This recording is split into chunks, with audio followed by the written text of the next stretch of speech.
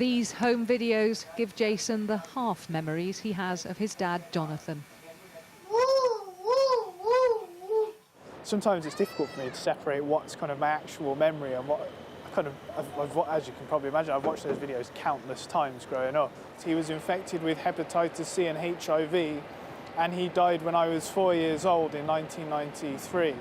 Jonathan died of AIDS because he'd been given contaminated blood products for his haemophilia. Now, the Infected Blood Inquiry has recommended the payment of compensation should be extended to children of victims like Jason, plus bereaved parents and siblings. You can never truly compensate for what happened. You know, it really is never, it's obviously not going to bring it back, but it is at least a recognition from the state that they killed my father.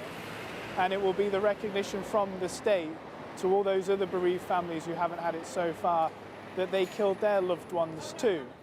Many who should benefit from compensation are now living on borrowed time. And so today's report also recommends pressing the accelerator on getting the final compensation scheme set up. And the inquiry chair made it clear that those sums of money must reflect not just the direct impact on the victims and their families, but also reflect the failings of the health service and the government that allowed this all to happen.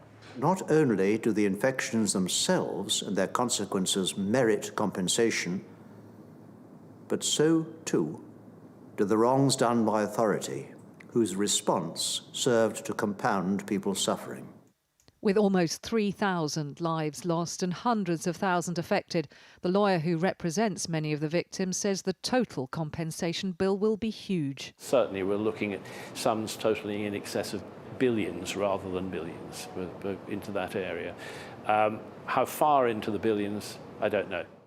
In a statement, the government said this interim report will help the UK government and devolved administrations to meet our shared objective to be able to respond quickly when the inquiry's final report is published in the autumn. Rosemary's son, Nicky, caught HIV and died when he was 25.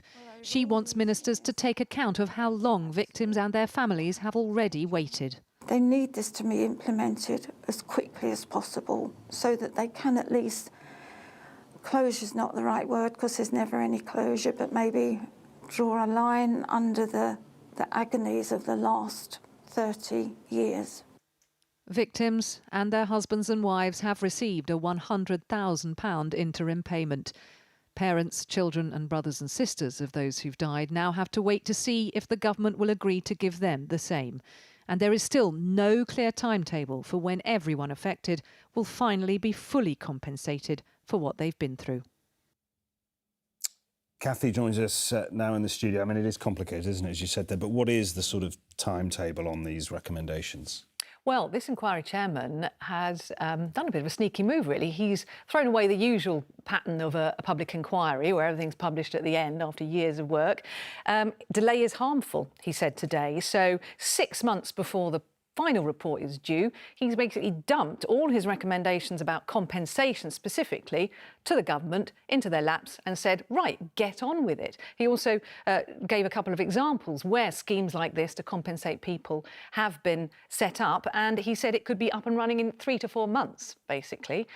So that's Sir Brian Langstaff's ideal timetable. But did you notice that the careful wording of the government response that said this helps us to respond quickly when the inquiry's final report is published in the autumn? And today the Prime Minister was asked as well, and he mirrored those words exactly. We will respond appropriately to the report when it comes, to the full report when it comes.